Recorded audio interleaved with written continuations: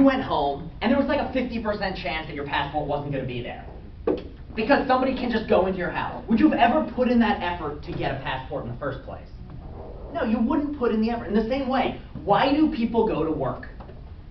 Why do you go to work? Money. What do you then do with that money? You pay for things.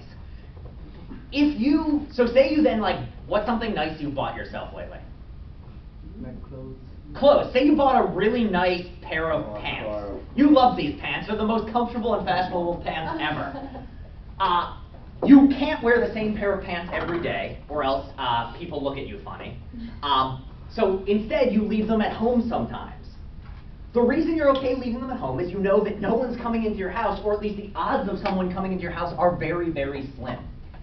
And if you didn't think that those odds were very slim, you would never have bothered buying these pants because somebody else is just going to come along and take them. So that's the idea of property. Of why is there property? Because if there wasn't property, in a society in which there's no personal property, people don't work as hard to get their own stuff and protect it, and they don't feel safe. And if you really valued something in this society, all you'd ever spend your time doing is protecting it, because that's the only way to keep it safe. So one of the reasons in which communism had flaws, so one of the major problems with communism as it was conducted in Eastern Europe and the Soviet Union, was that there were major issues of people not working to make the best things possible, and instead you had instances there was one factory that was famous. It made boots, and someone discovered that it was much more, so the way in which you made sure that people actually did their job was you would give people quotas that they would have to meet. So you'd say you have to make 1,000 boots a day. And somebody came along and realized if they only made left boots, they could get it done a lot faster than if they made left and right boots, because they had to change the machines around. So instead, this factory was literally just making left boots to reach the quota. And why is this a problem? Well, because now you have a lot of people who only have shoes for one foot.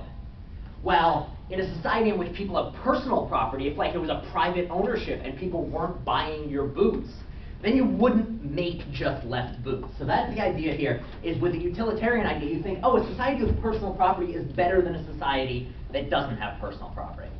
Yeah, I think, and also to go on to maybe the next point about the ontology, maybe, about, if the idea, yeah, it's going to promote the most good, but also because if, like he was saying, if everybody stole, then there would be no, sanctity for the property, and then also, you should want to have property because then it would deter other people from wanting to think that their property is theirs, and it would separate it so that it establishes that everybody has property.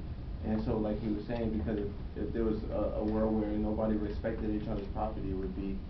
Absolutely. I don't really have anything to add except to nod along because I agree with that. And I guess kind of tied in with this is just there's this idea of fairness, of just if you do something, you want to see a reward for it, or else you wouldn't bother. So for instance, if you write, how many of you would be happy with this situation? You write a paper. You turn in that paper. I now look at all the papers, I read each one, and then I give each paper a grade, but then instead of just giving the grade that's written on the paper to the person whose name it is, I just take the papers in whatever order they're laying on my desk, and I just go alphabetically. So the first paper, regardless of whose name is on it, gets whatever grade was written there. And the second, so imagine that it was, let's look here at the attendance sheet. Where's the Friday attendance sheet? Okay, so Fareed is alphabetically first. So imagine that on the top of the pile was, let's say it was Jason's paper. Jason's not here, so we'll use him as a guinea pig. Imagine his paper's on the top of the pile, and he got an A. And I see A. I could scroll all the way down to Jason, or I could just give Fareed an A because he's at the top of the list. How many people would be happy if this was how I gave grades? If I was Fareed, I'd be ecstatic. Yeah, okay. What if Jason got a D on this paper? Oh, no. And then I just give it to Fareed. Yeah, why would he be upset? Yeah, he didn't put in any of the work. Or imagine that you turn in your paper, but you're at the very bottom of the attendance list. So, Abena, even though you're not alphabetically last, you're the one who happens to be last. So imagine that because one person didn't turn in your paper, which you turned in was great, went to somebody else. But you, who put in all this effort, you get an F because somebody in the class didn't turn in the paper. Is that something which we would want as a society? No, it's because it's not fair. If you put in tons and tons of effort and it turns out good, you should get the reward for it. So, in the case of property, if you go and you work really hard and you make, I don't know, however much money you make at your job that week, you expect to get paid for that work. And you then, in the form of currency, can then use that to buy other things. And so why is it that you worked hard and then you buy a laptop? You've earned that laptop. You may not have built the laptop yourself, but you've done something else which you made money from, which you can then use to buy a laptop. And so that's the idea, we want a society with property because you've worked for it, and you've put in the effort, and you deserve it. And also, a society in which we have property is just going to be a better, happier society. That's the idea behind property. So, we've been talking about physical property. How does this carry over to intellectual property, and how doesn't it carry over? So what's the main difference between physical and intellectual property? Well, The problem on intellectual property is that it is intangible, and it also consists of ideas, and as much as we want to control ideas, we can, because we really can exchange them. Yeah, so here's the thing, is I can tell you the color of, like, my phone, or something like that. But a piece of intellectual property, it doesn't exist in the physical world. So give me some examples of intellectual property, because it's tied in with ideas. What are some examples of intellectual property? Things which exist and can be owned, but do so in this weird, they exist in an imaginary, well, they don't exist in an imaginary realm because they're very real, but they also, like, kind of exist in your mind, but also the minds of everybody else. Or they're abstract, not concrete. So this is a way of saying, like, abstract things are, like, you can think of them, but you can't ever see them. Yeah, so an MP3, but more than the MP3, what is an MP3 of? An audio file, and what's on that audio file, generally? Music, specifically songs. So songs are intellectual piece of property. So name a song. Just give me a song to use as an example. Gangnam Style. Wait, I couldn't hear you. He said Gangnam Style. Oh, Gangnam Style, that's a really good one. So Gangnam Style, sorry, you were too busy laughing, I couldn't hear. So everyone remember Gangnam Style? Yeah, that was a good one. Really amazing that song really blew up. But yeah, so Gangnam Style is the one with, like, the guy who pretended to be riding the horse and, like, the funny music video, and yeah. Anyway, so Gangnam Style. How many of you have seen Gangnam Style itself? Describe what it looked like. You mean the celebrity who actually sung this? No, I mean the song itself, the thing which people sing, the thing which you can get stuck in your head. The lyrics? No, I mean the thing itself. Like the actual, like, physical. Yeah, the reason you're having trouble is it's impossible. Like, you cannot see the song itself. It's a thing that can exist in your mind. What you can see is a music video in which somebody sings the song. Or you might sing the song yourself. Or you might hear me do a poor rendition of the song in my car, or something like that. Or maybe lip sync. Or yeah, you could lip sync along to the song, but the song itself exists in some imaginary realm. What are some other things that are like this? Like novel, poetry, literature. Yeah, literature. So a book, you can get a copy of the book, but when you are holding a copy of, I don't know, let's go with Harry Potter. If you're holding a copy of Harry Potter, you do not have Harry Potter in your hand, you have a copy of Harry Potter in your hand. Harry Potter itself was something which J.K. Rowling thought up and wrote it down. And so you can have part of it, but you can't, like, have complete control over the idea itself. And this is the big difference. If I own this water bottle's mine, you can't have it. You don't get a copy of it. It is my water bottle. But if I have a copy of Harry Potter, you can also all have copies of Harry Potter. It doesn't run out. Everyone in human history can have a copy of Harry Potter, as long as we don't run out of physical paper. But then what you own is a physical copy of the intellectual object. So why can't everybody plus you have a copy of your water? Because I said you can't. This is my water No, bottle. like you bought it from a store where there's just a whole bunch of. Well, that's different. That's actually, and this is what we're getting to, the patent of who owns the blueprint or patent to this water bottle. Like, I was gonna say, that's what makes the intellectual property a little bit different than physical, because of the actual ownership, like, where the ownership, like, derives from. Because, like, in a physical, like, property, like, you would think the owner is the person who makes the thing, but that's not necessarily true for a physical property, because it's really who gets it. But in the intellectual property, it's literally the person who created it. Yeah, so with intellectual property, when you own a piece of physical property, you control who else can physically interact with that thing. When you own a piece of intellectual property, you control the means to make that thing come into reality in the concrete realm. So if you are J.K. Rowling and you own Harry Potter, what you own is the right to decide who gets to print copies of it and how much they have to pay for it, and where it gets sent, and that sort of thing. When I own my water bottle, this particular water bottle, then I own this physical thing. The other big difference is if Nalgene comes along and says, that's our water bottle, we designed it, I can say, no, this particular water bottle is now my water bottle, and you don't get it anymore. But I can't say that, no, I have a right to all types of water bottles that look at all like this. So that's one of the major differences with intellectual property is ownership is control over production of copies of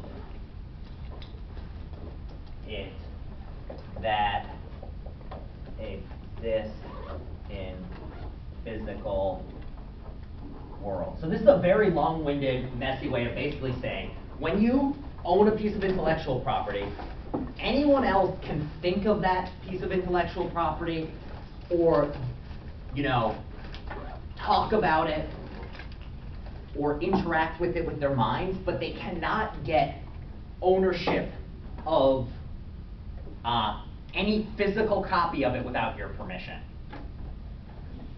So other sorts of things that are in this camp, so anything, patents, copyrights, and this is what we'll be talking about, anything that's copyrighted or patented, or so if a factory has a special, or like, here's one, the Coca-Cola secret recipe. So Coca-Cola has some secret recipe that they make Coca-Cola out of. You can own a bottle of Coke, you can drink a bottle of Coke, but you cannot have ownership over the means of producing Coke.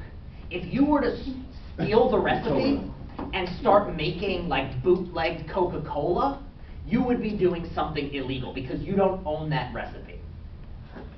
So that's the major idea behind intellectual property. It's things like songs where you can sing the song along, but if you sing a rendition of some Taylor Swift song and start making copies and selling it without Taylor Swift's permission, then you've done something illegal. Or even like using that song in like a YouTube video. Yeah, exactly. If there's laws of if any music is copyrighted, you are not allowed to have more than, I don't actually know quite what the law is. I know a few years back it was you were not allowed to use more than 30 seconds of a song without the artist's permission. That may have shifted, but if you listen to like any sort of like mashup of songs where they like smush a bunch of songs together, it's only ever 30-second clips because that stays under the legal limits. And if you ever listen to like a sample on like iTunes or something, which nobody does anymore because everyone just uses Spotify, but back when you had to buy on iTunes, the samples would be like 29 seconds long because iTunes was allowed to give you 29 seconds of the song without you paying, but if they should give you any more, then it's illegal. So that's a major difference. Now, let's think about over here. So we said that with physical property, we want it because the world is a better place and it's fair. How does this apply over to intellectual property? Why is it that we want intellectual property to exist? Why is it that if you think up a book and you want to write it down, we think that you should have some sort of ownership over that piece of intellectual property. Now, you, Mom. No, I thought he was saying. I remember he was saying something about like somebody who they would back then they had an idea, and they would, well, how would they be able to get paid for it? Like, and they would like you. I remember you was having like a discussion like somebody had an idea and they had to go figure out how they wanted to get paid, or where would they go to make sure that like 100 years ago, like 500 years ago, like where would they go in order to get that verified? Yeah. Like, And here's the major difference. Think back to today. There are a lot of people who make their money thinking hard. Like that is literally what their job is to think about things. Or to think about, you can make a living as a writer these days. You can make a living as a computer programmer. Because, you know, computer programming, in a sense, you're thinking about it, and then every single computer out there becomes a physical copy that can run your program. These are things which couldn't have existed 100 years ago because there was no way of getting paid for them. Like, you couldn't make a living as a writer very easily a long time ago because there wasn't enough of a market to buy the things you were writing. Nowadays, we have, if you want to be a writer, it's not an easy career, but you can do it. You can get paid for it and you can make a living. So that's one reason why intellectual property is, we think, how many of you are glad that there are TV shows in this world? How many of you are glad that there's music, like made by professional artists, not just me singing to you? Which I would be, we like it. We like that there's music. If musicians didn't get paid to make music, would they make music? No. Some would, but what would be the #1 criteria of whether you became a musician or not? If you couldn't get paid to be a well, musician. technically, if you're talking about being a musician, that requires getting paid, like. So imagine that. Or you're just like a Imagine artist. that there were people who gave concerts and were willing to record music and put it on the radio, but they never got paid for it. What would be the #1 criteria determining whether or not somebody went into the music business, which wouldn't actually be a business because they wouldn't get paid for it? There's only a small number of people who'd be able to do this. Who would they be? Enthusiasts. People who are super enthusiastic and have a lot of spare time. For people who have a lot of money. People who have a lot of money. That's the major thing, is if you couldn't get paid to make music, the only people who would ever go into music as a career are people who were so wealthy to begin with that they didn't need to make more money. And so instead of having musicians who came from working class backgrounds or who grew up in inner cities and have a very interesting and different perspective on life than a super rich person would, the only people who'd have the time and money to make music would be super rich people, not super talented people. And most people don't want a world in which the only people who sing are rich. Like, being good at singing has to do with what your vocal cords can do, not how much money is in your pocket to begin with. And so we think like, oh, we want a musician who comes from a working class background and is super talented and interesting and whose music is really enjoyable to be able to make a living off of it. So that's one reason that we want intellectual property. And so that ties in with the utilitarian. The world is a better place if creative people can get paid to be creative because we all benefit from it. And then what's the other side with the fairness? In the exact same way, how many of you have ever written a song? I know I have not, because it's really hard. Like, it's really difficult and takes a lot of work. People do not just, like, sit there. I mean, I guess there are a few people who are, like, musical geniuses who it just, like, pops out of them. But for anyone else, if you're anything like me, it is really hard, and so hard that you don't bother doing it. But if I were to ever write a song, I would want some sort of recognition or payment for it. Or at the very least, I want people not to be allowed to make money off of it without my permission. Like, if I spend hours and hours and hours writing a song, and my neighbor, hearing me through the walls, wrote it down and recorded and then sold it and made a ton of money, I'd be pretty pissed off. And in some sense, the same thing of, like, you want it to be fair. So it's the same idea with intellectual property as it is with physical property. The world is a better place when we can control our ideas and who can access them and then we can get paid for it. And it's also a more fair world in which, in some sense, things are better. But on the other side, which is what we're going to talk about next class, on the other side, it seems like the laws as we have them today are also preventing intellectual property from being able to be spread around and used and enjoyed by everybody. So there's this pull where we want artists to be able to make money off of them, and we want companies to have reason to want to come up with their own ideas. But on the other side, we don't want it to just be the case that if it's super easy for you to hear a new musician, you're not allowed to. But Yes, I just wanted to mention that in reference to the intellectual property as in software and other intellectual property, this actually is represents skilled labor, because in this regard, in how it mentions in the textbook, in regards to three theory, labor, utilitarian theory, and personality theory, this actually benefits everyone, both the developer and the public. I think I've just lost the train of thought.